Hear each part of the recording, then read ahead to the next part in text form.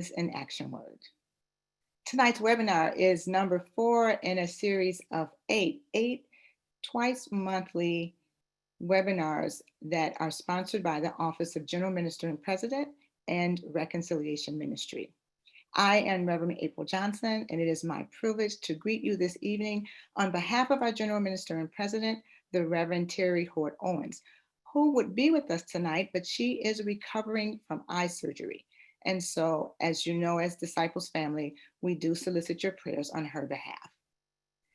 I want to let you know that on tonight, our webinar will be focusing on Hispanic ministries, Latinx communities, and border realities from that lens. And so our theme and our subject tonight is Love is an Action Word, Obra, Hispana, Latinx, and Just Borders.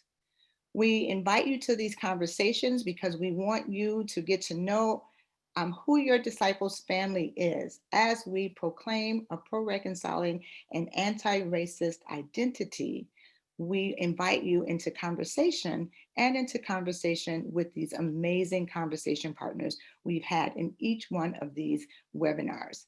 Tonight, I want to bring to you our moderator for our conversation this evening, who is Reverend Daphne Arias-Gascott. Reverend Daphne is a PhD student of Hebrew Bible at Claremont School of Theology. In addition, she does a nonprofit work for outreach and interpretation. As well, she is the mother of Daphne Magnolia and the wife of Reverend Jose Morales. And she will be introducing to you on this evening our panelists. Welcome, Daphne, and thank you so much for offering to be our moderator on this evening. Thank you, Reverend Johnson. Welcome everybody again, and thank you for being here. I am very thankful for the chance to witness this conversation. I want to briefly introduce you to our panelists. I would love to tell you a lot about them, but we don't have a lot of time and we want to be faithful to the time that you are giving us. So we have Sam Ramirez. He is the pastor at Sun Valley Christian Church in the Pacific Southwest region. We have Pastor Lori, who is our national pastor of Hispanic ministries. We have Milka Rivera, who is a pastor, or co-pastor, I should say, at Iglesia Cristiana in Deltona, Florida. And then we have Bernice Rivera, a lay leader and also moderator of, did you say Northwest, Southwest? Northwest region. Northwest, thank you. So, Northwest region of the Christian Church Disciples of Christ. I invite you to get to know these people, but later, not right now.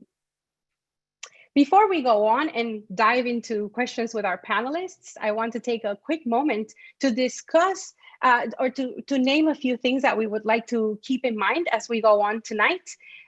We would call them rules, but it's really a sort of covenant of engagement, I would say. First of all, everybody, my panelists, people writing questions and posting stuff, remember that everything we say online is basically there forever. So let's keep that in mind as we say, type, and respond. I also want to ask us to assume the best from each other. We might say things that don't sound right or things that we don't agree, and that's okay because we're here to get to know each other's experience of God and action and love and justice. Also, I don't think I have to say this, but just in case, let's be not just polite and courteous, but be kind to each other, especially the things that we might not agree or understand.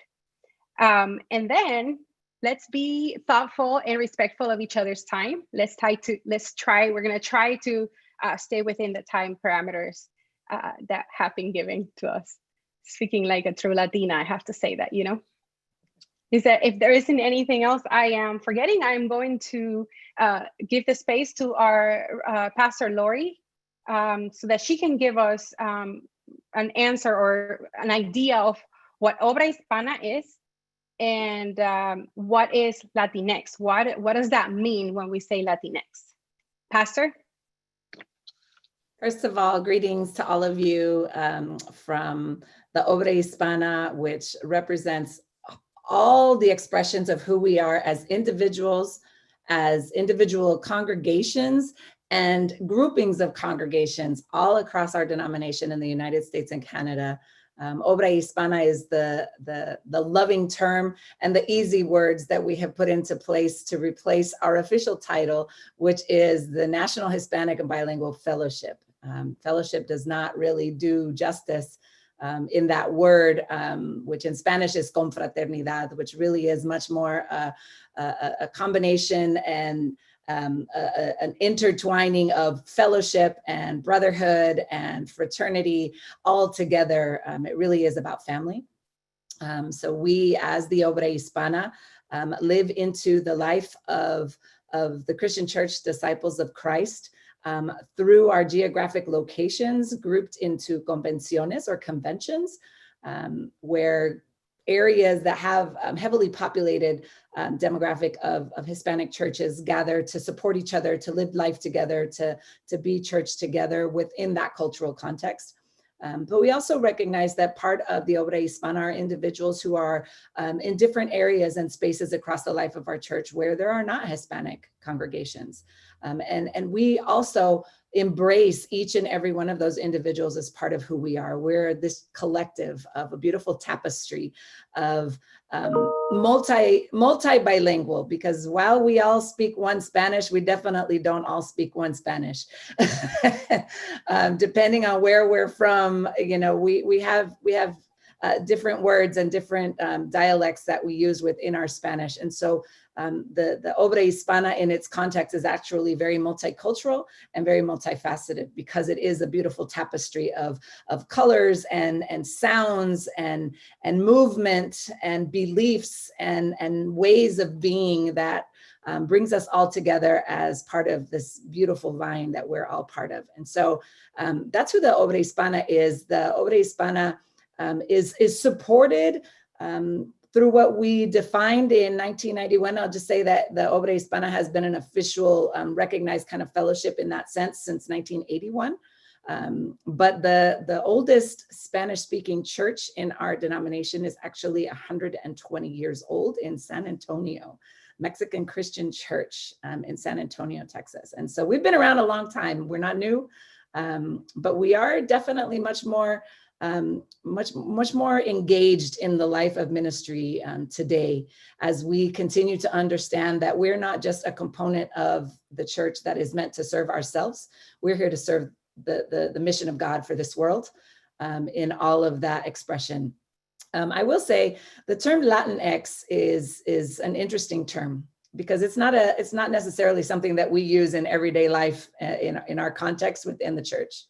It really was birthed outside of the local church context. And as often is, sometimes labels get created, and this was something that was kind of created to help understand an inclusive expression of Latino and Latina.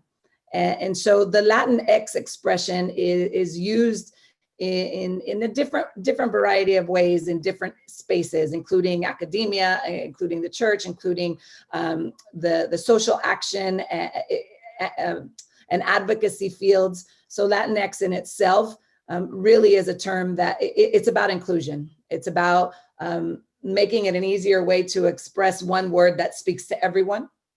But again, you know, I will. We're talking about love as an action word tonight, and I will express. But this can be an example of how often labels are placed on people to make it easy for some people, when for us saying Latino or Latina is normal. It's natural. It's linguistically correct.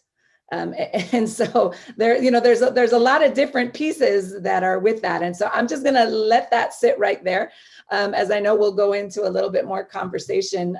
But I will say the office, the Central Pastoral Office for Hispanic Ministries, is the expression that provides pastoral support and care, that provides resources and accompanies all of our churches. And that kind of is who we are in the context. And I'm going to give a little language lesson. We are the Obra Hispana. We are not the Obra Hispana. And I know that it can be really easy to say Hispana, but Hispana is really attached to the country of Spain. And I know that that's easy on the tongue as people think about España, but it's Hispana, which is the correct way. There is no ñ on there. And so that's just the little language lesson for today. But I'm so excited to be here with my beloved brothers and sisters in this conversation. Thank you, Daphne. Thank you, Pastor. After our panelists have the chance to answer a few questions, as good disciples, we don't just have communion together. We also sit at the table recognizing that through our sisters and brothers is that we get to know God better and through each other's experience. And so as disciples, we're going to listen from our panelists, but we will also open the space for people to share their questions on the chats on Facebook, and I was going to say Twitter, but that's not right. And on the different websites. But also, I want you to know that Sara Zuniga, I hope I said that right, is going to be our audience facilitator. So she will open the space later to share these questions. And so make sure you do post them. We won't be able to answer all of them, but we will be able to have a little room for that. If there aren't any questions that will be on the chat, we can go ahead and start. I am going to remind our panelists that we would really like to hear stories. We have a lot of people with a lot of knowledge and experience, and that's amazing. We want to see what that looks like. In Puerto Rico, we say en arroz y habichuelas, in rice and beans. I want to see what that looks like. We want to hear what that looks like. And so our questions are organized around 3 things. I think those would be easier. I meant 4 things. It will be easier to remember this way. We're going to talk about experiences, about challenges, about response to those, and then the faith that informs that response. So meaning making, right? Experiences, challenges, response, and the way your faith informs. So just to give you the longer version of that, I would like us to share about the experiences of racism in your community, not just personally, especially in the times that we are currently living. With that in mind, what are the challenges that you and your community are facing through this pandemic, through the struggle, right? And around response, how is your congregation responding to these challenges and these experiences? And then how is your faith? How does your faith inform these other things that allow us or actually enables us or help us survive and resist racism? I know that's a lot, but just remember experiences, challenges, response, and how your faith informs those. We're going to go ahead and give Sam Ramirez from Sun Valley Christian Church, or Iglesia Sun Valley, to give us his stories. Pastor? Yeah, thank you, first of all, to everybody that's here and that I can see, and those are the people that I can't see. Thank you guys just so much for being with us. Thank you for April Johnson and Pastora Lori for the opportunity creating space. We pray for Pastor Terry as well. We know that she's not able to be here with us, but we thank her for her support for these programs and just to get the word out. I think that one of the biggest challenges that we're seeing, in ways that we are experiencing racism in our community, is just bluntly through the policies that we're seeing applied. Right now we're living in a time where our community, our Latino community, is facing racism through policies being implemented. We're talking about young people that are in schools, whose future is on the line because there's a struggle as to whether they approve DACA or don't approve DACA. And you have kids that started their careers, they might lose their careers because DACA isn't renewed. We are looking at the reality that there's a whole generation that will lose everything that they work for because there's policies that are not favorable to them. We're also looking at communities ourselves beyond the DACA, beyond the young people, beyond the young adults or the students. Is we're looking for another policy that right now is still on the limbo, that doesn't just affect Hispanics, Latinos, but also affects Haitian brothers, Asian brothers, a lot of people that are dealing with this TPS program, the temporary status that it hasn't been renewed. A couple of years ago, and they passed and say we're not going to extend or we're not going to renew that program, and we saw hundreds of thousands of people being affected by those policies. So one of the easiest ways to recognize how racism is really being applied to our community is through policies and procedures that don't benefit our communities, that is separating families, that is separating kids from their actual, accomplishments and dreams. And that is one of the biggest ways that our community is being affected by racism in this time in this nation. So that is two of the biggest things that I personally am dealing with. I have young people in my church that can't continue, or they don't know if they want to go into another career or another year of college, because what happens if they don't renew DACA? They're looking at that. So their whole future, their whole dream of being something in this nation is really on the limbo. On a personal level, my own family is being affected by the TPS program. My family is in the limbo, not myself, but my direct family is being affected by this policy. Where we are looking at, well, what's going to happen? What's going to happen with our TPS? Is it going to be renewed? Is it not going to be renewed? Is this something that might look at separation? So those are the things that are really affecting our communities when we look at our times now. Those are the two biggest things that I have identified and also have communicated and had conversation with that are affecting our communities, that is specifically targeted towards people of color, and also a huge part of Latinos in our community.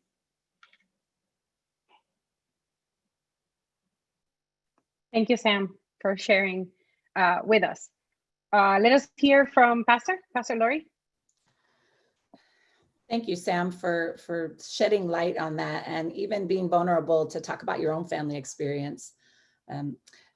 I think one of the things that we're experiencing, particularly in this time that we're living in, we are, as the Latino community, the most heavily impacted when we think about the economic disparities going on right now due to the pandemic. The greatest job loss has been in our community. And that's not necessarily being addressed as an issue of systemic racism. The systems in place prior to this pandemic have created the situations that we're now living in.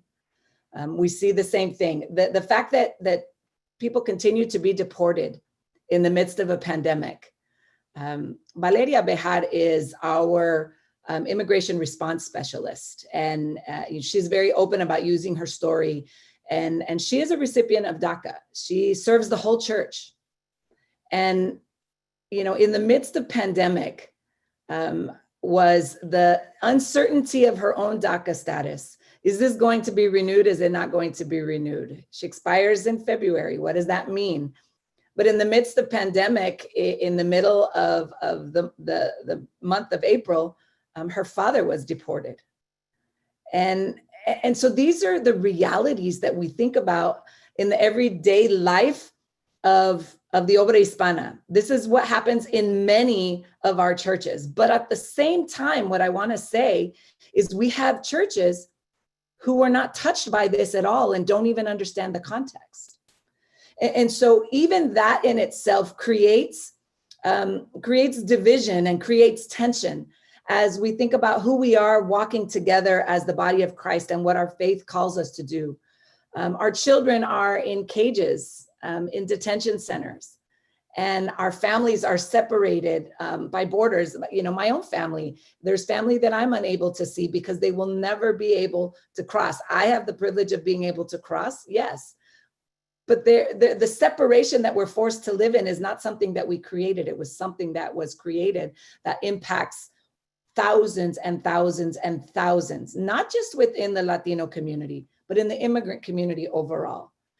And when we look at this from the lens of systemic racism and what that means, then we look at our present political climate and everything happening around, the rhetoric with voter fraud and the moving of polling places, the canceling of polling places, the laws requiring IDs to vote. All of that is very directly targeted to an immigrant community. I'm from Arizona and lived most of my life on the border of Arizona and Mexico. And when you live on the border, you understand life as a whole third world. The third country is that kind of border community, because there's this constant come and go, and the economies depend heavily on each other. Well, with what's happening in the middle of the border context, and what's happening with families being separated, Arizona was the first state to pass a law that required the ID for voters. And so what is that saying? It's saying, because of your color, we want to be able to ask if you really belong here. And so that whole rhetoric around voter fraud, the reality is that people are afraid of the presence of the Latino community, because we have grown immensely in the past decades. But our reality is that is not reflected in the polls. We're not voting. And so the fear of us voting is why there is so much done to keep us oppressed, to keep us away from being able to vote, even through intimidation and fear tactics. What does our faith call us to do? Our faith calls us to educate, to inform, to provide information, and to be present, because those who lead are also those who are responsible for us. And as the Christian church, we should be calling people to be present and to be actively engaged in a system that impacts our lives. The only way to make change is to be present. Thank you, Pastor. I'm not going to comment after everybody. I promised I would be brief. After that, we are going to hear from Bernice. Is that right? I skipped you, Bernice, didn't I? I knew I was doing too well. Bernice, please share with us. I'm sorry about that. You're muted.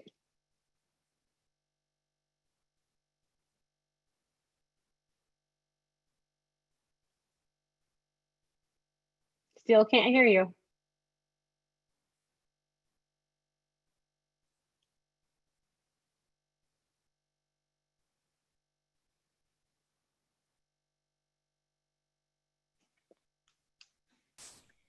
Now, oh my Yes. goodness, I'm so sorry. The first is I wanted to say that I am from Portland, Oregon. We are not in Arizona, in the border on Florida. That is a little more up. But what I hear from you almost is the same story that I have. Example, one, it is a real story. Last Saturday, we made a far away for a pastor. Then he go back to his country, and he left some of the kids here. And it's also something that we see frequently more now, homeless students, especially when they have 14 and 15 years old, then some of them doesn't speak even English and Spanish, then bring it back to their homes. It's a challenge for that. It's something that I see here, and I work with different churches. I don't have a church. I work with different church support the Hispanic church here. I have one churches, then almost the entire member of the churches have unemployment because they work in the restaurants. They was working in caregiving. They are working in the hotel. All the low wage industry, then with this pandemic, they are unemployment. And worse now, some of them went to work in the farm. The farming work at the harvest. And now with the fire, they don't have even that work. And I don't want to say it's a system, but I wanted to show you what I see, what is the problem that they are facing. You can tell what is the problem, but they are facing this problem. One other problem that I see commonly is they are share the house. It's a multi-generation house. And when someone of them gets sick, it's difficult to be isolated because they live a few in the house. It's not just one house, papa and mama and two kids. They are grandmas theirs and sometimes even cousin. Because the housing in here is very priced, is expensive. And well, yes, they can choose to live in another place. I hear that too. But it's the system, I say, why this house need to buy so expensive? It's a house. But it's the system that we live.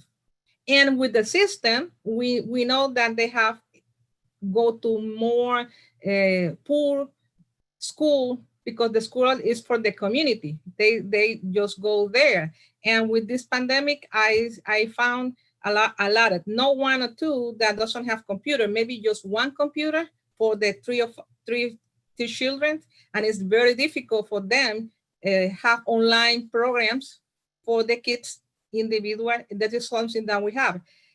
Something that I do it was teaching them how to use the computer, that they can help the kids. But we like to go outside, but we don't like to see our church. And something that I see in our church, and I say church, our denomination is, I found that we have a few churches that they rent a space in another churches because they are the new churches. They don't have their own building, and they rented spaces, and they still to pay rent, even though they was not in the building for the last 6 months. They still to spend rent. And I was like, can we make a deal? Can we help with this? I feel like it's not fair, but some people say, well, it's fair. And that is what the congregations are dealing with. Something that I did it in the last 2 months. We start to do conversation about races and do a training, anti-racism training. And I say we because we have 1, 2, 3 persons who also thinking and doing a Spanish training too. And we did it in Spanish. That means we do it in English and in Spanish, then everybody can have the information. And it's the first time that we did it here. But also we give it a workshop about knowing your rights. And that is not only for the Latino community. I went to the other established churches and give it that training to them too, because they are helpers. I feel, these established churches are our helpers, it's our ally. They need to know what they can do to help us. And I did that for a few times. Something that I say when the people tell me I don't have money, I don't have time, I only one person, and all that kind of excuse that sustain me as my faith is I am a Jabez. Is all that you will bless in me, enlarge my territory. Let your hands on me. And I think in working with God is what strengthens my faith and strengthens my work. Thank you. Thank you, Bernice. Thank you. I don't want to take your time, Milka. Go ahead and tell us around these 4 areas, what your experience is.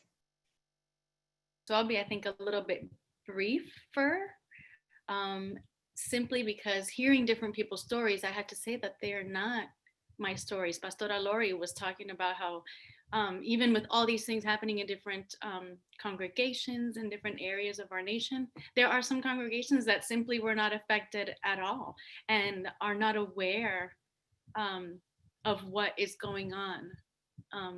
And the immensity of it, or the intensity of the situation and how it affects Latino communities. And so I would have to say that we are in that context. Not that we are not aware, we certainly are aware, but that it hasn't affected us in the same way. Where we are, it's our congregation is mainly Puerto Rican. I'm going to say 99.9%. We have 2 people who are not Puerto Rican. The congregation where we came from is also largely Puerto Rican. So it's a different reality in many, many, many, many, many respects. And so my prayer is kind of like what Bernice said at the end, that God use us, that God give whatever it is that we have, which we know we have extra privileges because of the fact that we are Puerto Rican living in Florida, that God used us to reach out to those communities that are much more heavily affected by what is happening as far as racism and as far as being affected by COVID, which also didn't really touch our congregation. Not that it didn't touch, but we have a congregation that is mainly older folks who are on a fixed income. So we didn't see this huge group of people that lost their job because they were already on a fixed Social Security income. And so when the pandemic came, that didn't change. And so we are privileged in that way. And our prayer is that that God can use us to reach those people who haven't had those privileges. Thank you, Milka. This is actually a great segue to the question I want to pose. The struggles and the challenges are many, as we have heard just a brief part of.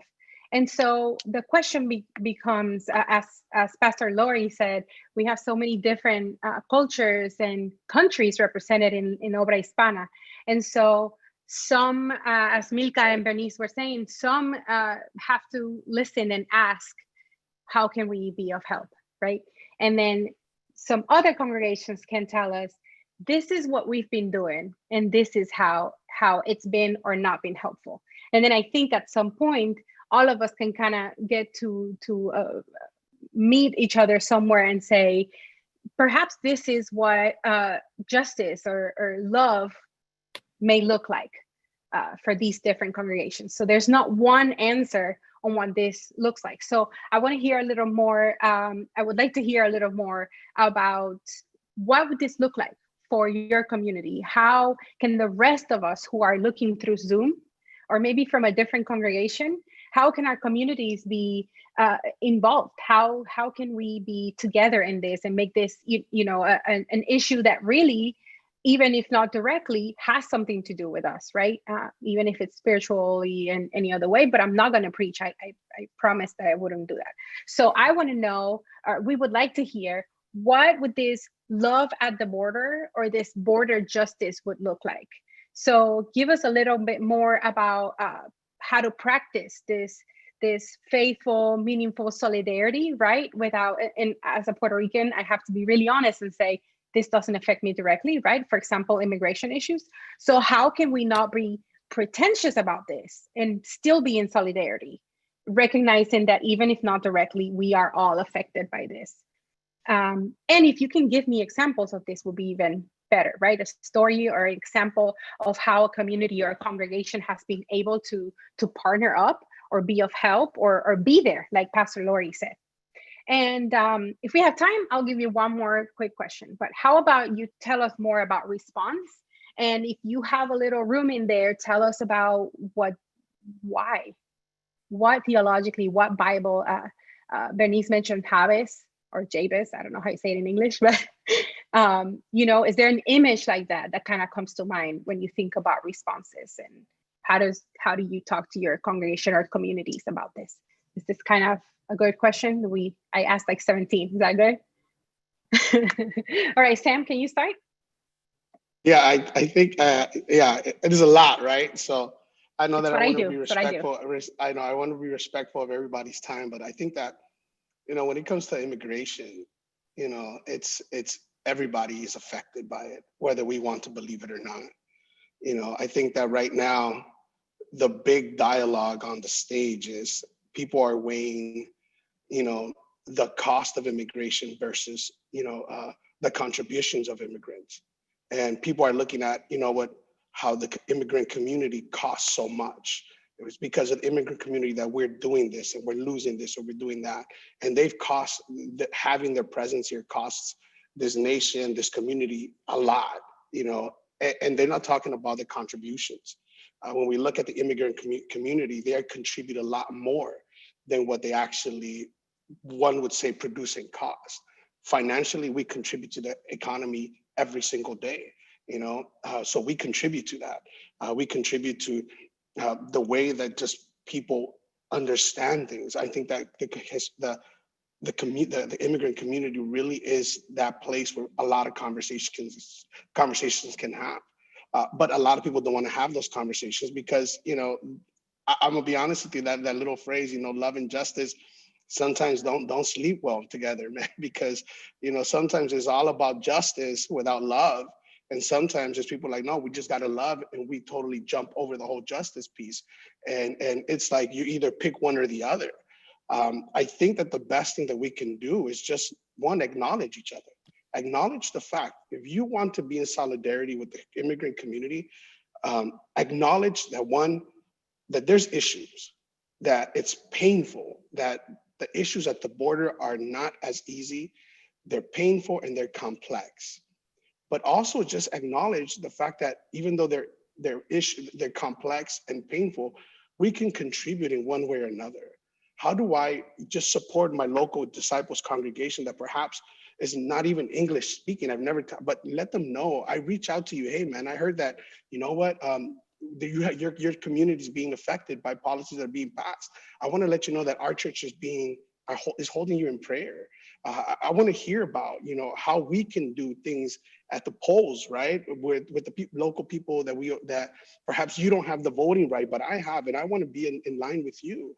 How can I make a difference in your life? And we're not talking about selling my vote. I'm just saying, how do I move beyond myself and really put you in my perspective and think about you in the actions that I take? How do you come along solidarity with me? Just let me know you think about me, man. Like, immigrant communities don't need a lot. All they need to know is, one, that people are willing to accept the immigrant community. Pastor Lori mentioned a couple of minutes ago the issue of belonging. Some immigrant communities, the biggest effect that it has on their life and their family is the reality that people still see them as other. That you're here, but you're the other type that's here. And if you want to be just in solidarity with the immigrant community, don't dehumanize them.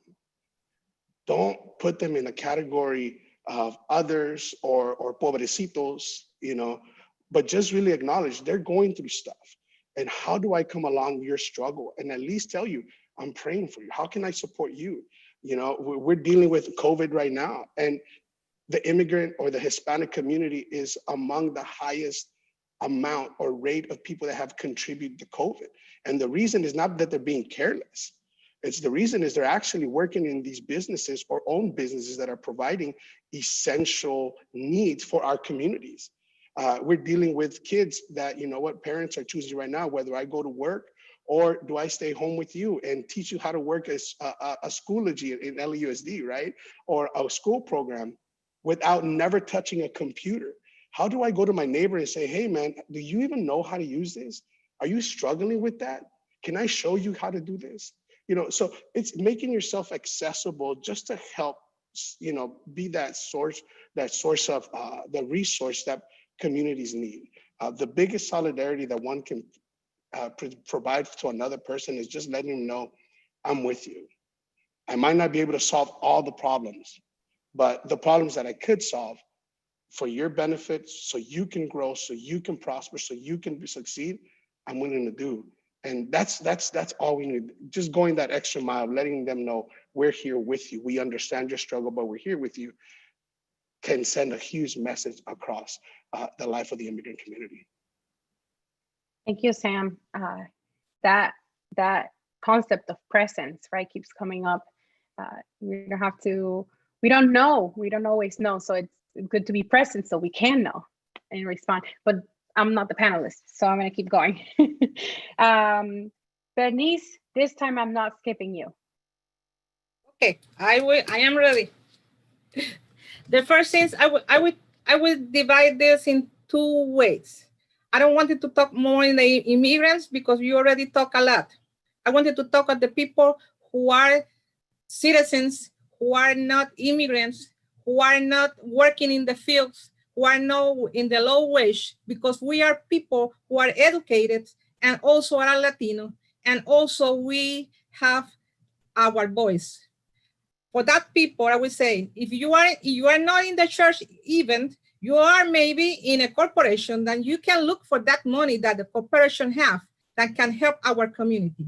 And I say that because we did it here, and we talked with Intel, Nike, big company, and they help the community. Because we talk and say, we need computers, we need money, and we are here. And if you are there inside this corporation, your voice we need to hear. I am no pastor, for that reason I am administrator. But in the administrator, I will say you 3 different ways that I do is make questions. The question that I say for the church is, in your regional board, when your congregation board, or whatever board you have, they reflect, or it's a mirror of the demographic that you live. It's not the demographic that you serve, it's the demographic that you live. If they are reflecting that, you can, this is a simple question that you can make it.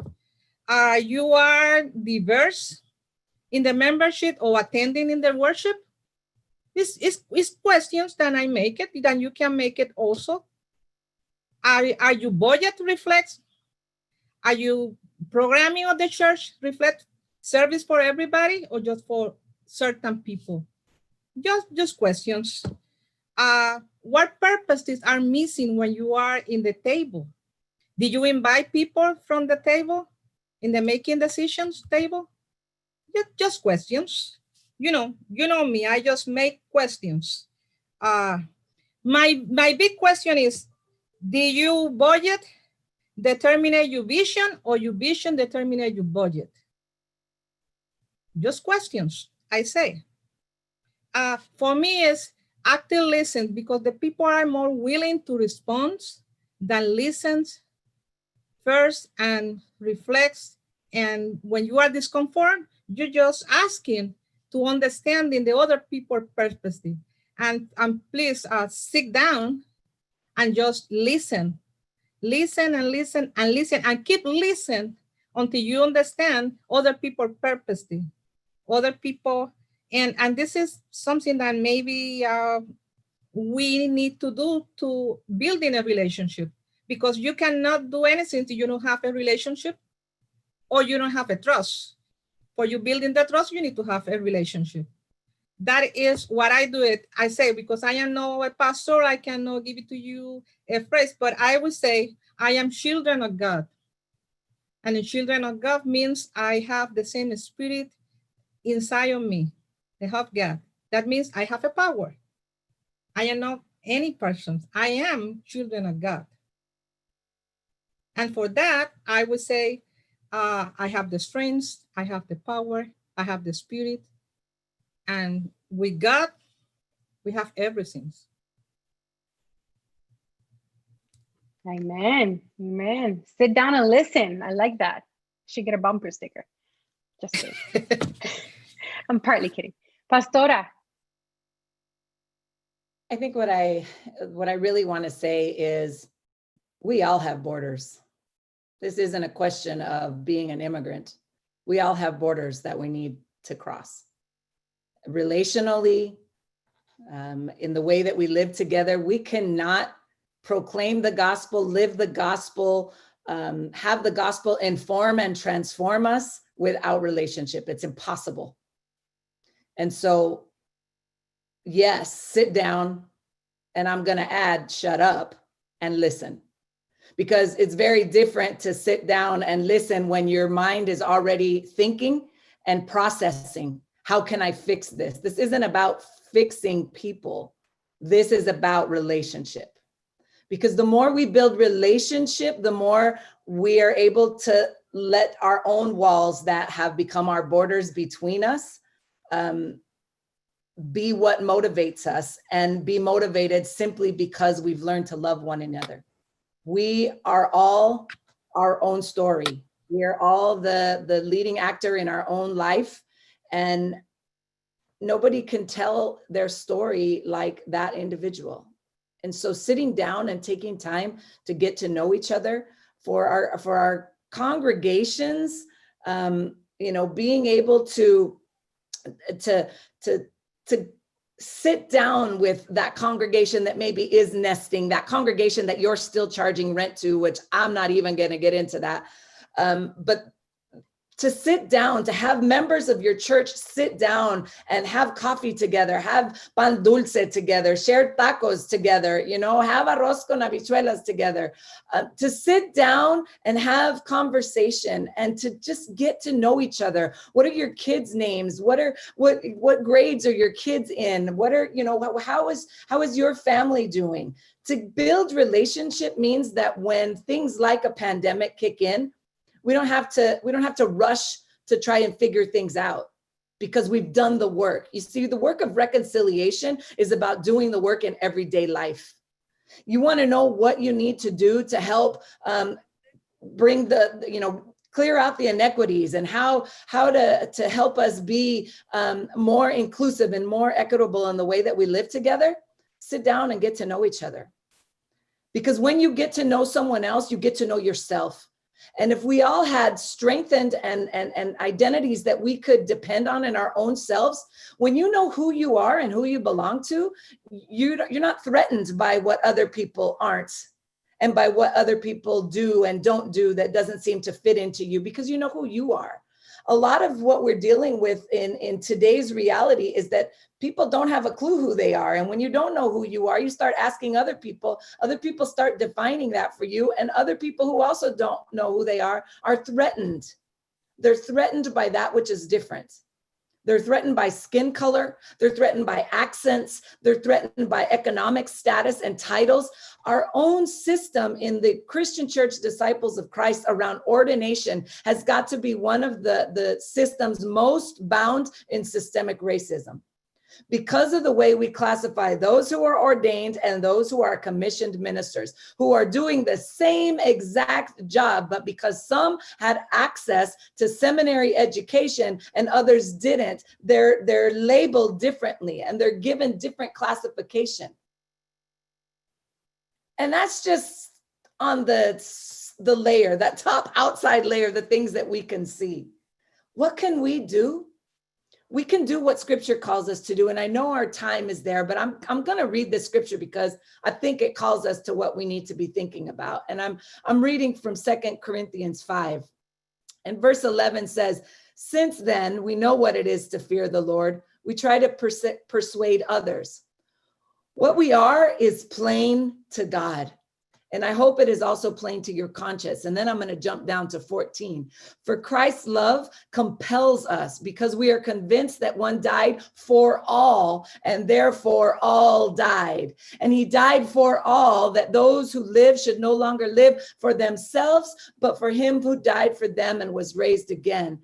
And then I'm going to jump to where it says, all this is from God, talking about the new creation and all of these pieces. All this is from God, who reconciled us to himself through Christ and gave us the ministry of reconciliation, that God was reconciling the world to himself in Christ, not counting people's sins against them. And he has committed to us the message of reconciliation. The gospel calls us to reconcile the world to God. And the only way that we can be reconciled to God is if we're reconciled to each other, because it's about relationship. You can't reconcile anything to God if you're unreconciled with your neighbor, because the gospel calls you to love your neighbor as you love yourself. And so it starts with our own love. We got to love ourselves enough so that we can have time and space to sit down and build relationship with those who are different than us. I did preach. Sorry, Daphne. That's why I called you pastor here, because, I know it's all good. It's all good. Thank you. Milka, I'm not going to say anything else. Go ahead. Take it away. I don't have to say anything.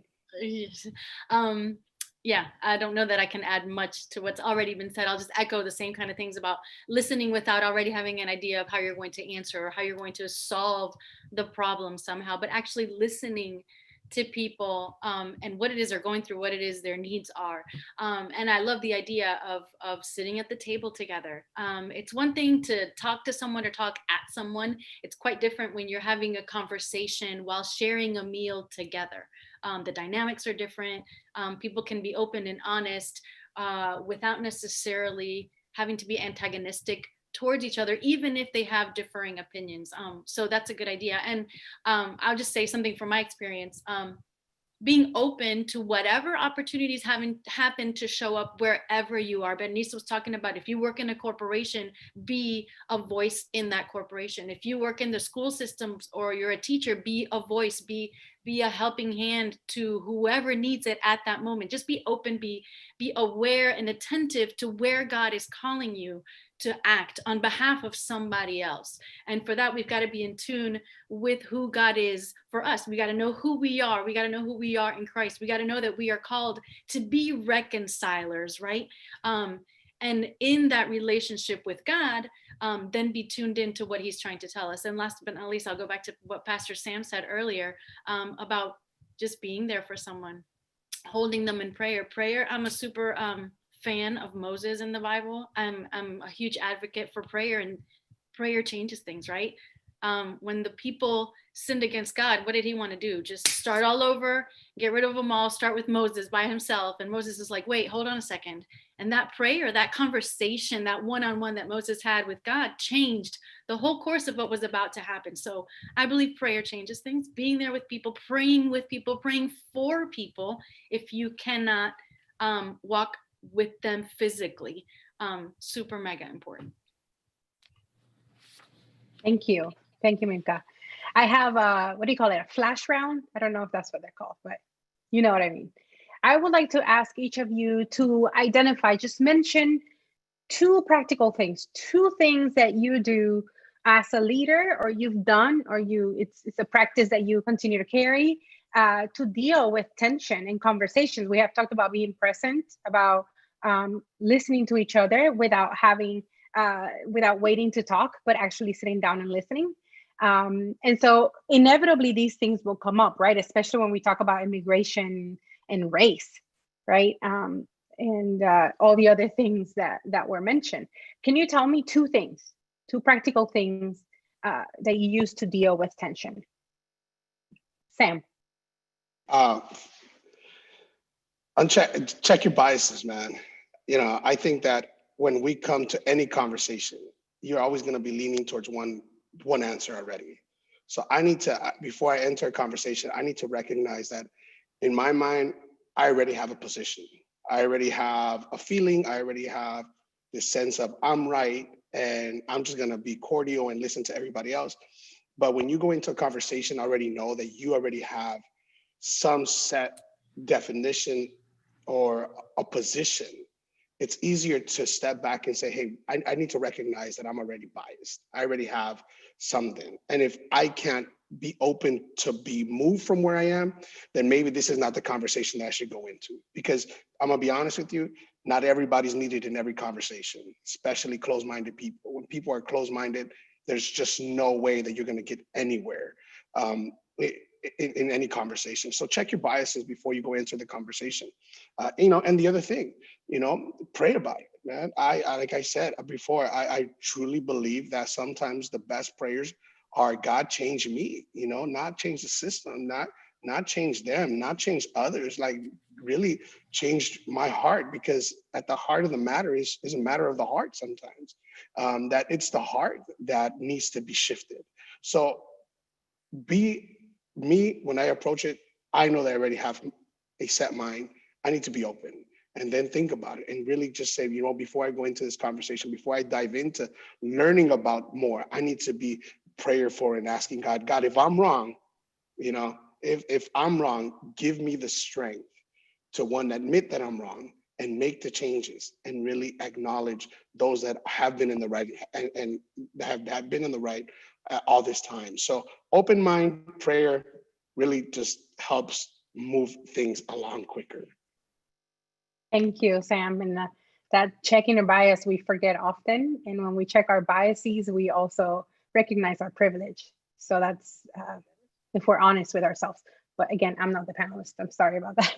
Bernice, can you give us a couple of examples, a couple of ways that you deal with tension? Yes. One, and you mentioned, is check my privilege. But other, for me, is be aware that this conversation is in presence of God. God, if you have that in mind, you can deal with the conversation. That means that people or those people or them people is our people. And I don't see them as a enemy, it's not as a ally, as a people that we can work together. That is one. I think it is the respect. And I also, when I don't understand a lot of things. I just ask, I am the person who asks questions. Can you tell me more? Can you give me more information? And try to understand the other people's point.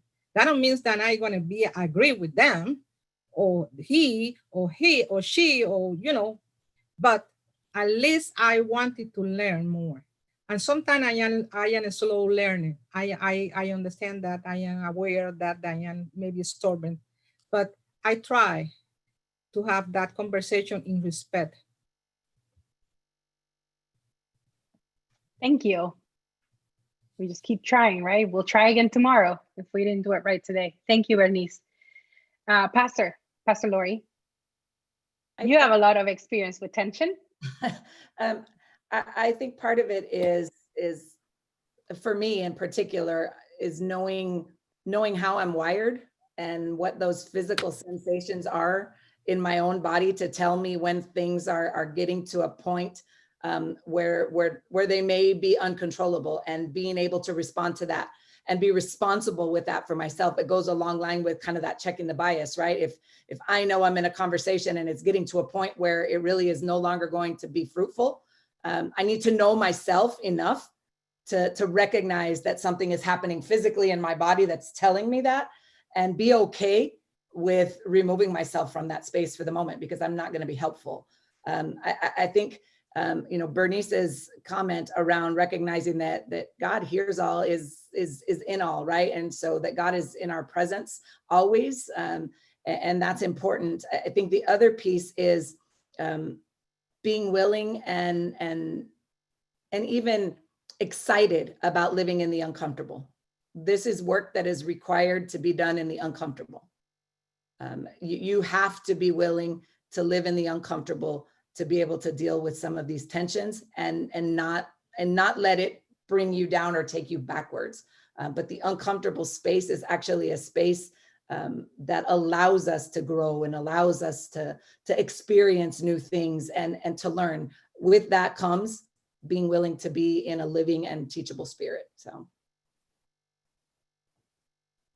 getting used to that discomfort is painful. My goodness. Milka. I would have to agree again with Sam. Prayer before, during, in the midst of conflict, I could say, or tensions.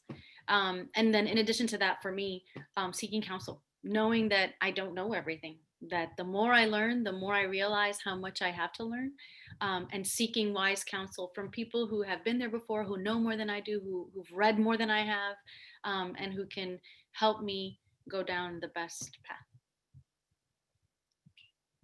Thank you. I'm loving the way that all of these answers, right? They just all come together, and I'm not going to talk. Sarah, do you have any questions that have not been answered yet that you would like to share with the panelists? Yes, thank you. There is one question that came up in the chat, and I'll just leave it open to whoever wants to answer it.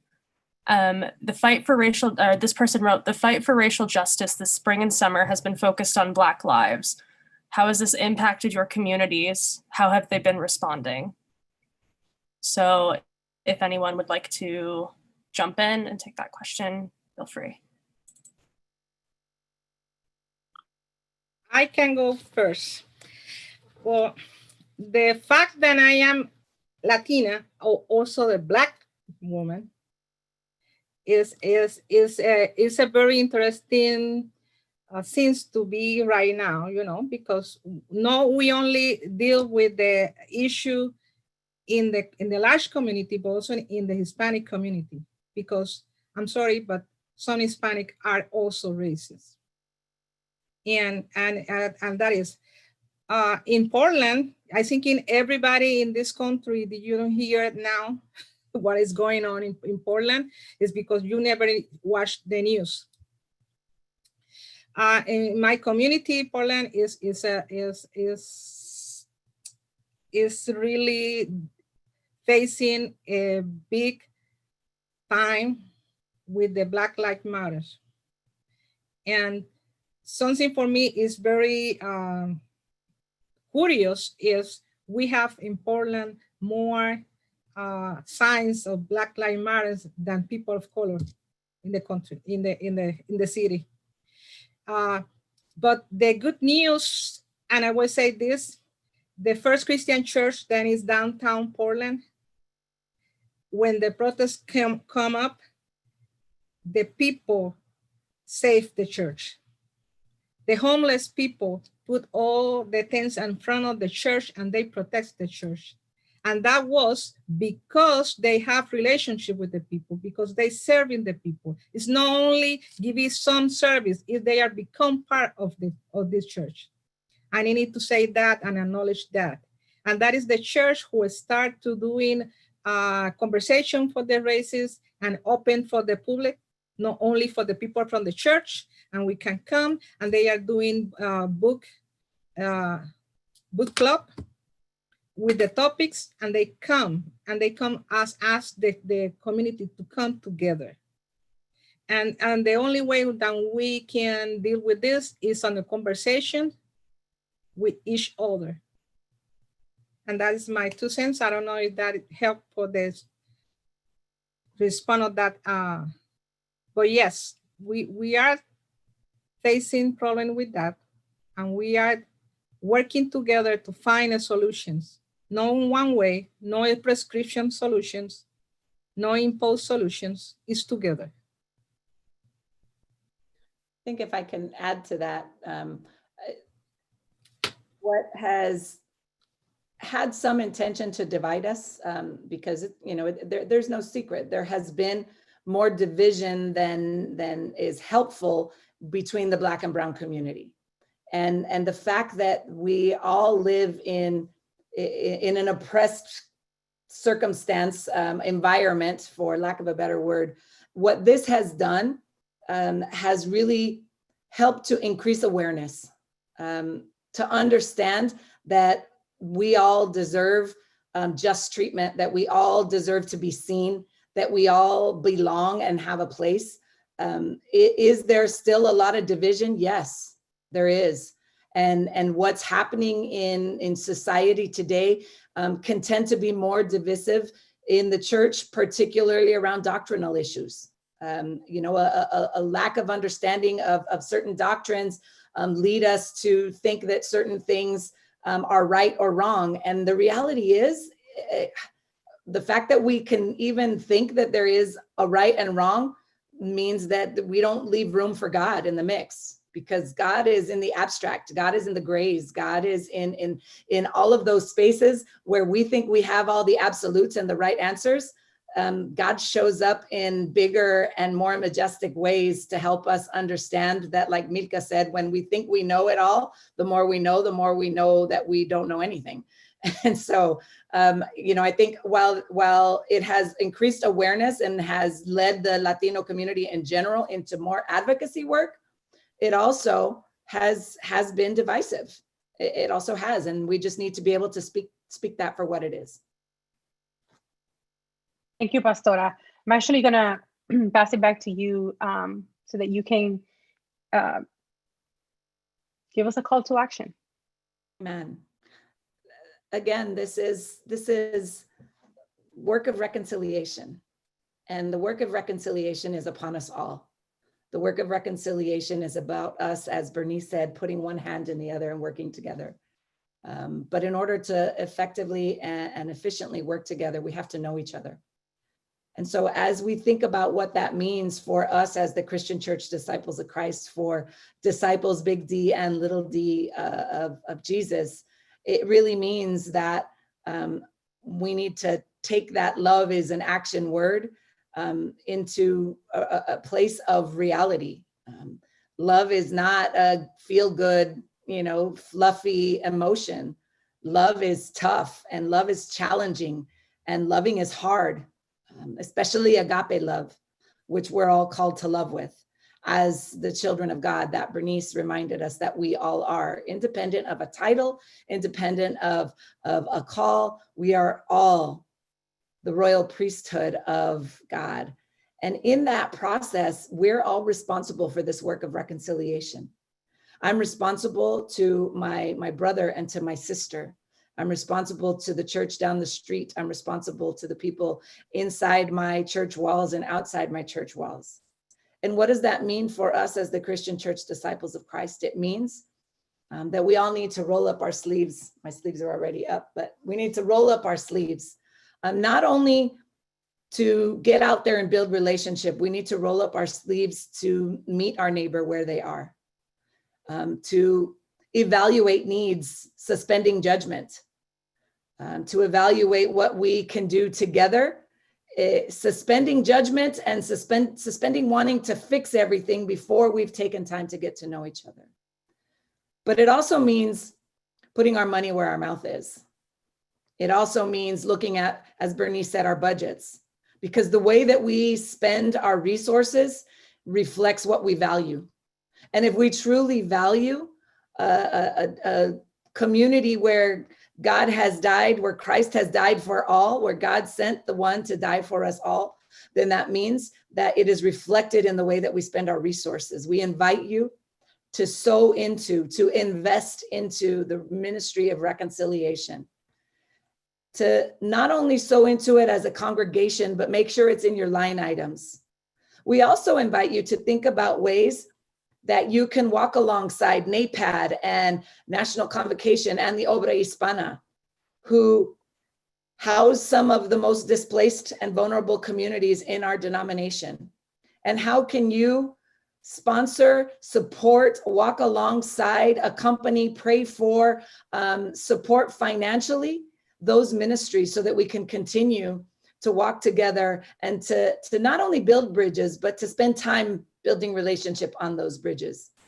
And this call is for all of us. We invite you today to think outside of your comfort zone and to start loving the uncomfortable versus living in the comfortable. Amen. Amen. Thank you. Reverend Johnson, I see you writing. Would you like to say bye to everybody, or I can just read what you said? If you can hear me, you probably can't see me. We can hear you. If you can hear me, I would like to say in closing, may it be so. Amen. Everything that has been said tonight, let us take into our hearts. Let us learn to listen. Let us desire true relationship, which is God's reconciling spirit in us. And may it be so that you acknowledge the ministry of reconciliation in all of our contexts, not just the ministry of reconciliation of the Christian Church Disciples of Christ, but it as a part of your identity, and supported, as Pastor Lori has reminded us. Thank you so much for showing up tonight. Thank you so much to our panelists, and thank you so much to our moderator. God bless you, and good night. Good night, everybody.